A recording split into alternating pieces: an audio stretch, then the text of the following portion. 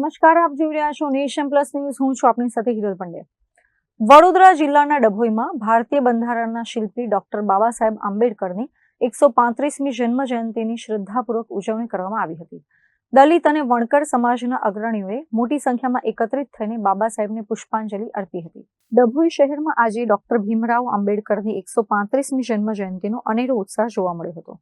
ડભોઈ સમસ્ત વણકર સમાજ અને દલિત સમાજ દ્વારા સંયુક્ત રીતે આ પાવન પર્વની ઉજવણી કરવામાં આવી હતી. આંબેડકર ચોક ખાતે બાબા સાહેબની પ્રતિમા પાસે વહેલી સવારથી જ લોકો ઉમટી પડ્યા હતા.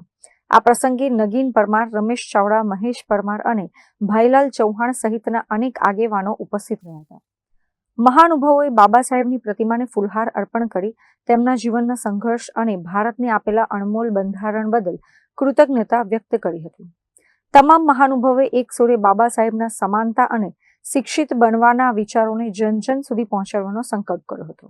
ડભોઈના માર્ગો પરથી પસાર થતા નાગરિકોએ પણ આ ભવ્ય ઉજવણીમાં જોડાઈને ડોક્ટર બાબા સાહેબ આંબેડકરને શ્રદ્ધાસુમન અર્પણ કર્યા હતા.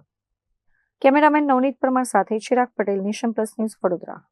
સમાચારોના સતત અપડેટ મેળવવા માટે અમારી નેશન પ્લસ ન્યૂઝની યુટ્યુબ ચેનલને સબસ્ક્રાઇબ કરો, બેલ આઇકન દબાવો અને જોડાયેલા રહો ફેસબુક, ઇન્સ્ટાગ્રામ અને ટ્વિટર પર.